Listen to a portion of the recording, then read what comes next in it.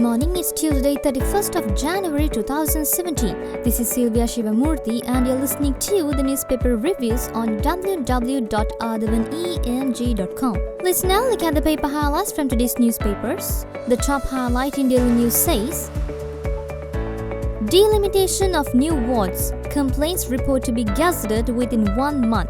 President's Council Ramesh De Silva appearing on behalf of provincial councils and local government minister Faisal Mustafa yesterday informed the Supreme Court that the report of the committee set up to look into complaints arising from delimitation of new wards will be gazetted within 1 month's time. When the fundamental rights petition filed by People's Action for Free and Fair Elections came up before three-judge bench comprising Justice Prasad Deb, Justice Upali Aberatna and Justice Nalin Pereira, the matter was refixed for argument on March 13. Another highlight says, 6 New Zealand nationals among 8 injured in accident. 8 persons, including 6 New Zealand nationals, were injured in a road accident on Colombo Kandy Main Road at Kalapitia, Nitambua yesterday. The van proceeding to Kandy with the foreigners had collided with the car. The injured were admitted to Watupitivala Hospital. Watupitivala Hospital Director Dr. Sisira Vijayasundara said 3 foreign males, 3 foreign females and drivers of both vehicles involved in the accident were admitted to hospital.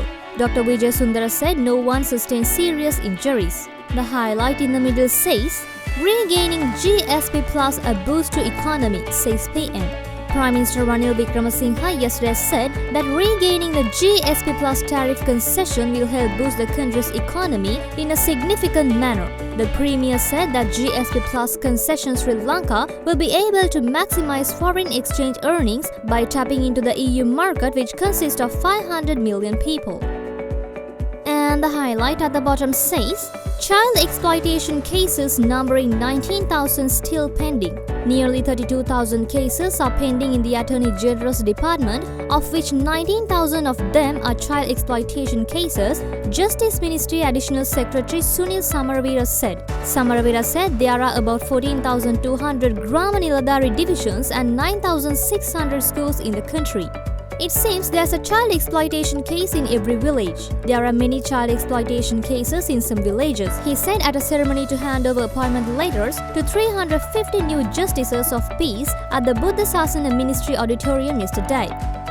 Let's now move to the paper highlights in Daily Mirror. The top highlight says, Education System NEC proposes far-reaching reforms.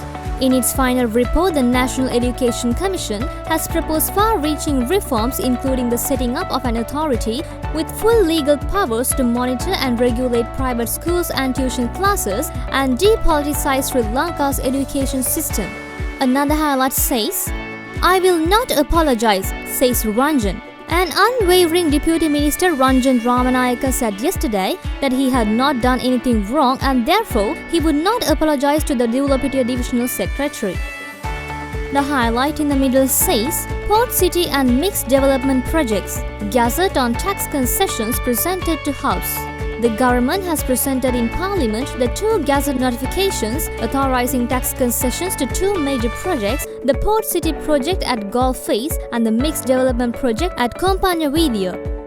And the highlight at the bottom says, Government won't sweep bond issue under the carpet, says Minister. Minister Chandima Veerakodi said yesterday, President Maithripala Sirisena has appointed a 3-member commission of inquiry to probe the central bank bond issue. And now let's move to the paper highlights in Ceylon today. The top highlight says, delimitation report within a month. Another highlight says, 5 killed in Quebec City mosque attack. The highlight in the middle says, MIG probe will unmask Gotha, says Rajitha. The whole country will be able to witness the extent of former Defence Secretary Gotabaya Rajapaksha's patriotism when the investigations into the MIG deal is completed, Health Minister Rajitha Senaratne said. And the highlight at the bottom says, Horana Tire Factory, investor has to pay 178 million rupees. Chairman of the Board of Investment Upul Jayasuriya said that the investor in the tire factory at Horana will have to make one-time payment of 178 million rupees for 99-year lease of the 100-acre block of land.